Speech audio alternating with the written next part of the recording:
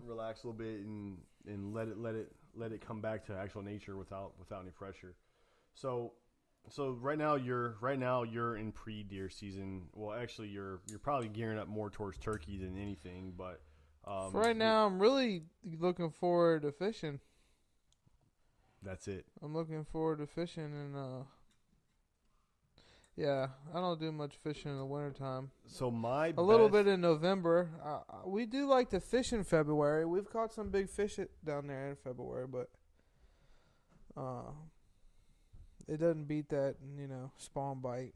I don't know, man, Nope. because I can tell you right now that my best. I'm going based off of 2017 and 2018. I really didn't fish much in the summertime all the way on, but January and February were my best. Like I'm just gonna say pond fishing months, and I don't know if that's just because I had more time to go out and do it, or if I just made it happen. But February, like, okay, so I went to Facebook. The Facebook sent me a message saying that go look on your memories. And last year and the year before that, at that same day, and it was this week, and I had bass in pictures. So for some reason, I like the winter bass fishing. For some weird ass reason, I don't know why, but I like the finesse game. Yeah, it's pretty fun. It can get fun. I like crappie fishing though Yeah, crappie in the fishing is money. wintertime. Crappie fishing is money for sure, for Mm-hmm. sure. So now that we have, now that you have a game plan for next deer season, turkey's already in the books as far as your mindset. You already figured out what you're going I'm to do, getting a birthday bird this year. how you're going to do it, I where you're gotta going to get do it. one. All of that's lined up. Yeah. Turkey is already set up. Yep. You're mentally preparing for deer because that's post turkey Deer season. season's set up too. What are your thoughts on plot, Plot. Food plots. stand plots, or medium to small size food plots? If you can stay off them and not spook deer on them, then I think it'll work good. Okay. But if you're constantly spooking deer off of them, it ain't never gonna work. It's not going to work. Mm-mm. Right. So you're going to put them, don't put them by a road, don't put them by a driveway area. Don't put them anywhere where you think that you're gonna scare them off constantly, or they're never gonna come back. Right. You know, food plots are good for places where the deer are gonna think that they're safe. Right. A place where they can eat and they're gonna be safe. They're not gonna have to worry about nobody coming in there and spooking them off. Right. So hypothetically, Because really, food plots are made for, well, I guess they're made for the rut and stuff, but really the late season to healthier deer, yeah, like the And post they're rut never gonna, deer. They Yeah. will never come back if you spook them off when Yeah. they're there in the early season. Post rut deer and food plots. That's where it's at. Maybe even in the early summer, or I'm sorry, late summer, early fall, and then post rut. That's where you're going to get your food plot action. So, I mean, a throw and grow. I mean, yes, it's okay. You're going to get a lot of grass growing. I do still, yeah. I mean, there's a lot of nighttime activity that you won't see, Yes, but you don't want a food plot to be a nocturnal food plot, or else it ain't gonna be no good. right. You It's no want good the for deer you. to be in there during daylight hours so that you can set up on them and shoot them. Right. Do you have a place in mind? You don't have to tell me where, but do you have a place in mind where you would be open to throwing a small throw and grow or a small plot now? Because I know you've done food plots in the past. I know you've had mixed results. Some grew, some didn't. Some Yeah, worked, some it's didn't. just it's really hard. It's really hard for the property that we have down there, just because there's so much food around it. Yeah, yeah, There's so much food around it. Every field is a crop field. yeah. So and it's hard because we have stands. I don't think that we could put a food plot down there and never. Well, we'll see. We'll see. Yeah. We'll see. It's definitely something to open your mind to. I mean, I just a question here because I do think I don't have the right equipment to do it the right way. And to be honest, the right way takes a lot of time and effort and stuff like that, and probably the effort that we don't have. time you don't have to put any effort. Right, because we need the time to do other things. Yeah. We have some stuff that we have to do, and it's going to take some time. But Right. Right. So you have big plans. You have big plans for this turkey season and for this deer season and even the fishing season and stuff like that. And I know that you're the type where you want to capture this information. You want to capture this footage, capture your journey.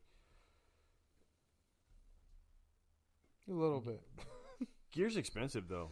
Yeah, man. A camera is, for a good one, a good camera. Yeah. Yeah. These guys who got the TV shows and stuff like that, I mean, it puts it out. I mean, you could throw a GoPro out there with you and something like that, but you're not going to get the right footage that you want. You're probably not going to get the right audio that you want. It's pretty hard to self-film, too. Yeah, I dude, tried it it is so last year, hard. man. It This is stuff hard. is hard. It almost takes out of the real hunt, but if you have the drive to film, then you have the drive to film. I just have the drive to hunt, My hunting drive is a little bit more than my filming drive. Right. You know what I'm saying? You are not commercialized. You want to go out there, still be in the I woods. want to go out there and shoot something. Right. And if that filming's going to get in the way, it's going to get pushed to the side. It's got to go. That's right. That lets you know. We're actually seeing a lot more of the exact opposite of what you're saying in the woods.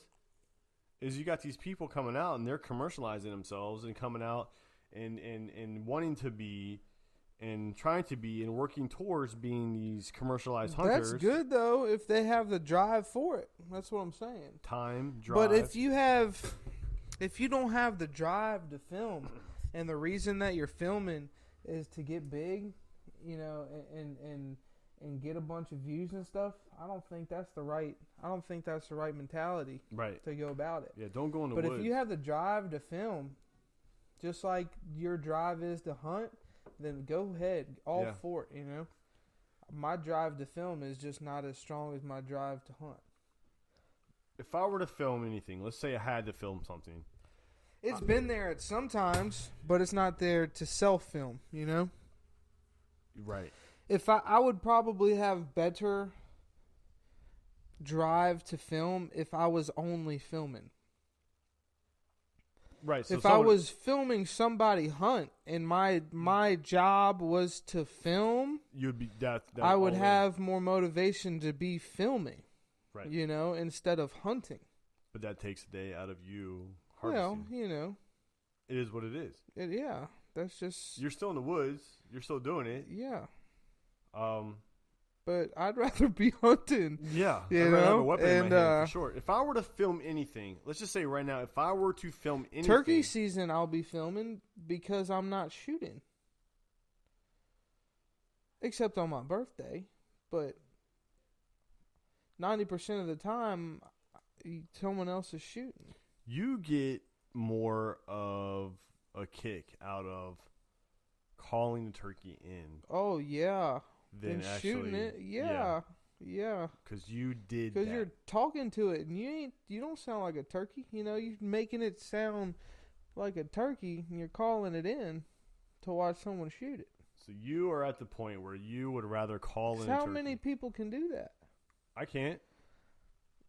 How, I mean, I can give it a shot. everybody can shoot it. Right. Not everybody can call it in. That's huge. That's absolutely huge. I mean, dude, you get more of a kick out of. You know what? You might get more of a kick out of then with that mindset. You might get more of a kick out of getting a deer coming. No, but no, you're not really calling them in though that much, guys. In Virginia, I give it hell. in our part, I mean, yeah, we'll do a grunt. I We'll sit do there a bleep. and rattle and stuff. Rattle? Sometimes nothing ever happens. Doesn't work. Well, You're just in the right place at the right time, in the right situation, and makes it happen. Yeah, you might be able to snort wheeze turn it around. that hot dough's gonna be there. All the bucks are gonna be on the hot dough. All right. Serious scenario, and this is I something. feel like this year there was more bucks than does, which is not good at all. Do you think, talking your area, do you think that the guys running the dogs Which I guess, around you? actually, you know what? I don't think it is a bad thing that there was more bucks than does. But the thing is that when a doe got hot, all the bucks were there, and if you weren't there, you weren't on in it. the game, Right. know? Yeah, you need that happy median, and maybe your ratio was off. I know a lot of people I don't know. The pressure was too much this year. And that's something that's going to change this year. Too much internal pressure or too much external pressure? Hunting pressure. Yeah. Hunting pressure. Roger. We didn't have a pack of dogs come near our property this year. We were the pressure. So how do you address the human pressure in hunting land? Don't drive through the middle of the property. Yeah. I mean, Yeah. I don't know. We'll get into that later. Yeah. Well, you got a game plan. So, yeah. So self-filming might not be for everyone. I know a lot of people who do film their hunts, and it's awesome. It's a really great footage. The hunting public, they do it all the time, or they Yeah. always have the buddy system going They have on. great cameras though, And that's their livelihood. and they had That's their livelihood. That's what they do. yeah. Not a lot of people specifically in Virginia have the opportunity to do that just because of the way life is around here. But, so, you know, we're gonna definitely get into some fishing tactics and stuff like that for upcoming months. You do really, really, really good videos of doing all your fishing techniques, and you picked up the Carolina rig this year and stuff like that. And we're getting into the pre-spawn, the post-spawn, that was all that. That wasn't your average Carolina rig. That was your Carolina rig. Yeah, that was an adapt and overcome Carolina rig. And 2 it works. ounces of weight. And it worked, dude. 2 ounces of weight with a bead and a swivel. Do it With out a 12-inch leader to a freaking shaky head with a rage tail crawl in Carolina 420 or California 420. there. Guys, he just gave you 100% what he was throwing last And year. we were launching them. I saw the videos, dude. Spooling out my reel and everything. It's Yeah. like 80, 90 yard cast, dude. Yeah. With that much of weight, absolutely. Seriously. But there's Extra heavy rod and everything. I know, dude. You were definitely Launching hawking them. them out for sure. But one thing that a lot of people don't get, even in Virginia, is the amount of trout fishing that this state offers. I've never caught a trout. That's it. A lot of people don't get the trout thing. I did trout for a couple years, and one thing I can describe trout hunting in 5 words: mileage, because you will put mileage on your truck, because they are hardly ever in our area, Northern Virginia. You go out west, you might get a couple ponds here and there that are stocked, but you're going out west. So one is mileage. I'd rather catch a crappie than a trout. And I'd rather eat a crappie than a trout. I agree. 2, You can find crappies every pond you go to. you're right. 2 is pressure. Whenever the website releases that they stocked this stream, it is shoulder to shoulder. There are for some reason, there's always guys who find a way to get out of work or who don't work. What is the thing with trout? What is so great about it? I guess it's a native Virginia hunting, stream fishing. Virginia, you got that If place. it's native Virginian, then why ain't there a lot of it? I think overfishing. Huh. And I think of a lot of the backwoods fishing style. And I'm not knocking the backwoods, but there's a lot of backwoods fishing where you'll get some guys who So what, are you fly fishing for a trout? I did. I tried it. It Didn't wasn't wear for you me. out? The fly fishing? It worked. Did you wear your little vest and your hat? Your waders? Waders, yes. But they were I couldn't waterfowl. get into that.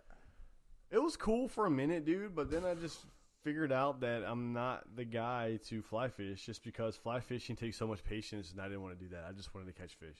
Yeah. That's I hear it. you on that. That's it. So yeah, I mean trout's cool, but I probably won't do it much just because it's just not for me. But trout is definitely, if you're looking into getting into that, Virginia offers like between October and May the best fishing on the east coast of the Mississippi as far as I'm concerned. Maybe Tennessee will counter that with the Caney Are you River. talking about the river? Any river, like Potomac all River? these creeks. You got all these different creeks. You got Stony Creek, you got Hogs Creek, you got all these different creeks, and Yeah. you got a lot of opportunities, a lot of feeder streams. Fishing is pretty good if you have a boat in Virginia. If Yeah. you don't have a boat, it's kind of hard.